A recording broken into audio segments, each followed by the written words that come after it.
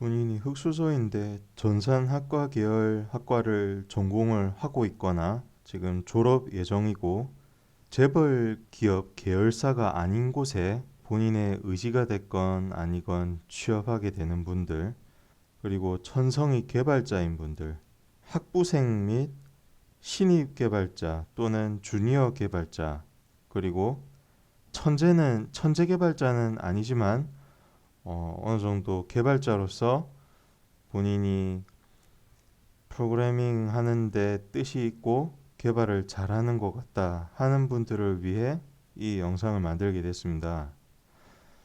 여러분들은 아마도 학교에서 객체지향 프로그래밍과 같은 과목을 수강을 하면서 이 널 포인터 익셉션이라는 예외를 들어보셨을 것 같습니다.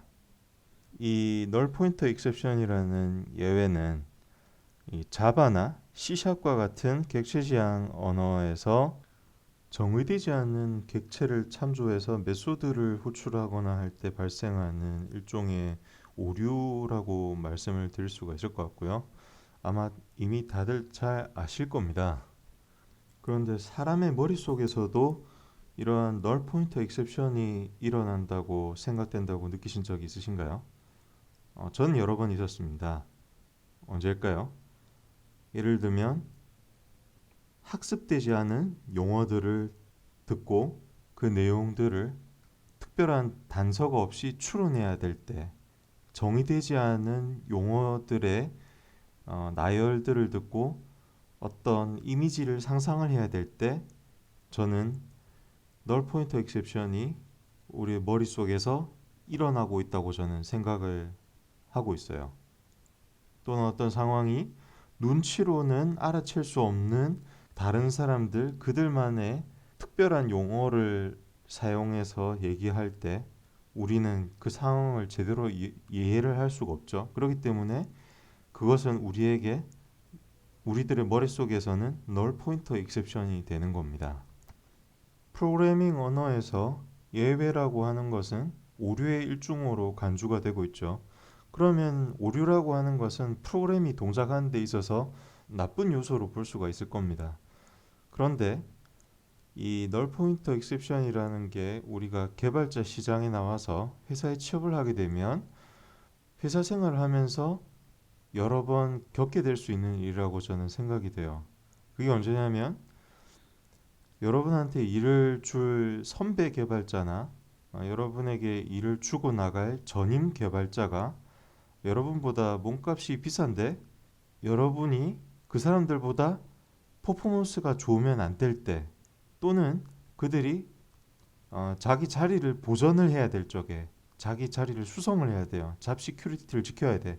그럴 때 그들이 무기로 사용할 수 있는 게 여러분의 머릿속에 널 포인트 익셉션을 마구 일으키는 겁니다. 이런 걸 가지고 그들은 자기 자리 보전을 하려고 해요. 사실 이 개발자 일도 생계가 걸린 일이기 때문에 그냥 순수한 개발이 좋다 뭐 이런 욕망을 떠나서 자기 밥줄이 걸린 거니까 뭐 그런 사람들이 있으려니 여러분들은 이렇게 생각할 수가 있죠. 그런데 저는 이런 사람들을 겪어본 게 단순한 그냥 SI 업체에서도 뭐 겪어보기도 했었지만 사실상 미국 회사고 규모가 제법 있는 그런 회사에서 꽤 우리나라에서도 구글링 하면 그 이름이 저명한 인사들과 함께 등장할 수 있는 그런 사람들과 있을 적에도 그런 사람들이 이런 널 포인터 익셉션을 진화시켜서 이 가스라이팅을 시전하는 그런 것도 당해본 적이 있어요. 그렇기 때문에 우리나라에서 개발자로 일한다는 것의 현실은 사실상 여러분이 이 널 포인터 익셉션과 싸우는 일이다. 이렇게 말씀을 드려도 별로 과언이 아닐 것 같아요. 그리고 하필이면 이런 널 포인터 익셉션을 무기로 사용하는 사람들은 비전공자였거나 또는 전산 전공과 인접한 전공자들, 뭐 그냥 공대 출신들 이런 사람들이 굉장히 많았습니다. 그러면 이 사람들은 왜 개발자 시장에 뛰어들어서 이런 식으로 일을 하고 있는 걸까요?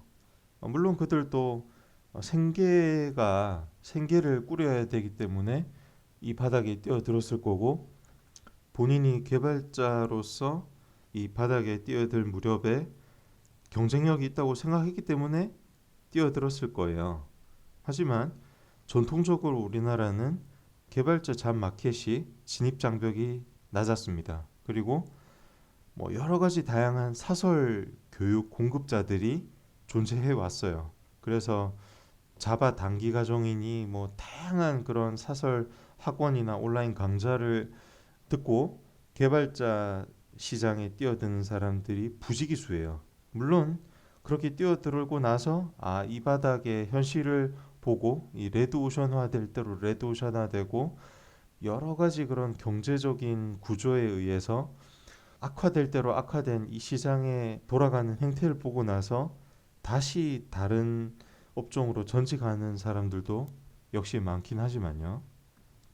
어쨌든 개발자 인력 시장에서 살아남은 사람들의 커리어 패스를 다시 거꾸로 올라가서부터 되짚어 다시 거슬러 올라와 보면은 그들은 소위 IT 대기업들이 요구하는 스킬인 컴퓨터 사이언스 펀더멘털이 빈약하거나 거의 없는 채로 그냥 코딩만 할 줄 아는 채로 실무를 시작하는 경우가 많습니다. 그냥 현업에서 필요하다고 여겨지는 기술들을 뭐 현업에 종사했던 사람들이 사설 업체에서 가르치는 방식으로라든지 아니면 학원에서 그냥 간단한 과정 수료만으로 배우고 실무에 뛰어드는 일들이 많아요. 그렇기 때문에 그들은 실무에서 이 컴퓨터 사이언스 펀더멘털을 배워야 되기 때문에 여건상 풀타임 학부생으로 커리큘럼을 듣기가 어렵습니다. 자기가 휴직을 하고 따로 다시 입학을 해서 그래서 4년제 과정을 다시 듣는다든지 아니면 방송통신대를 듣는다든지 아니면 뭐 요즘 오픈 코스웨어나 뭐 다른 여타의 방법을 통해서 컴퓨터과 기초 과목들을 수강을 할 수는 있겠지만 뭐 그러지 않고 우리나라 전산업계 현실 여건상 그냥 현업에서 업무를 따라서 그냥 회사 조직 생활을 따라가면서 간단하게 컴퓨터 사이언스 펀더멘털을 배우다 보면 사실 그들한테는 이런 컴퓨터 사이언스 펀더멘털 자체가 아주 오랜 기간 동안 그 자체가 그냥 널 포인트 익셉션이에요. 그들의 머릿속에서는. 그럼에도 불구하고 경영하는 입장에서는 어쨌든 프로그램이 자기네들이 목표한 대로 돌아갈 수만 있게 해준다면 샐러리가 싸면 쌀수록 선호할 수밖에 없는 입장이죠. 회사 사장님들은 어쨌든 자기네들이 대기업에서 오더를 따와야 돼. 뭐 RFP를 충족시켜야 돼. 뭐 매먼스로 땜빵 가능한 어떤 코딩 스킬이 있어야 돼. 뭐 이러면은 적당한 그냥 코딩 스킬이 있고 인성이 그냥 이 자기 회사에 녹아들 만한 그런 사람이야. 그러면은 일단 뽑습니다. 뭐 전공이건 아니건 그냥 뭐 뽑는 그런 회사들이 굉장히 많아요.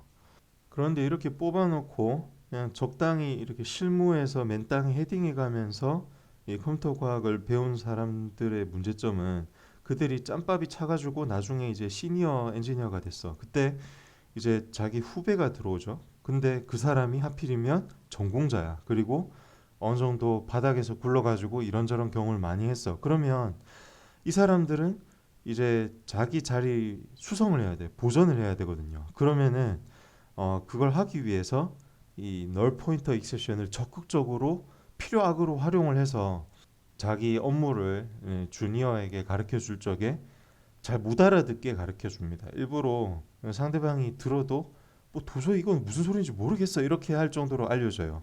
상대방이 그게 컴퓨터 과학 지식이 없어서 못 알아듣는 게 아니에요.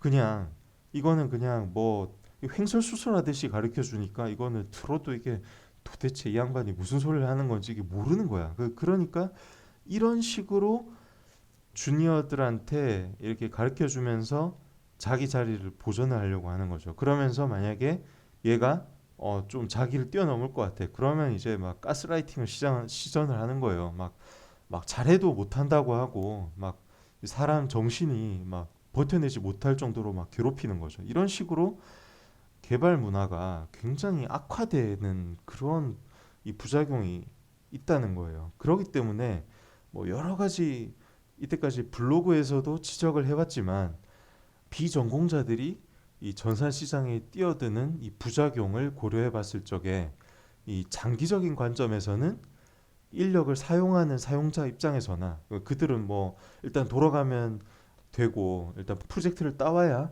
기업이 살아날 수 있고 생존을 할 수 있고 이러니까 그런 사람들 쓰겠지만 장기적인 관점에서는 이게 서서히 그들을 언더마이닝하는 트로이 목마 같은 그런 존재가 될 수 있다는 그런 점이기 때문에 이런 말씀을 드린 건데 사실상 이런 말씀을 드린 거는 전산학과를 졸업하는 분들 그리고 그보다 먼저 업계에 비전공자로서 몸을 담아보고 아 도저히 안 되겠다 이 전공자로서 이게 전공을 해야겠다 이렇게 해서 마음을 먹고 다시 학부를 이렇게 과정을 착실히 밟아가고 있는 분들을 위해서 앞으로 여러분들이 현업에 투입됐을 때 맞닥뜨려질 우리나라의 이 개발 현실을 걱정을 해서 이렇게 영상을 만들고 제작을 하게 됐습니다. 여러분들이 조금이라도 이 현실을 직시하고 헤쳐나가는 데 도움이 되어드렸으면 하는 바람입니다. 이상 또 다른 영상에서 여러분들이 도움될 만한 얘기를 한번 꺼내보도록 하겠습니다. 긴 내용 들어주셔서 감사합니다.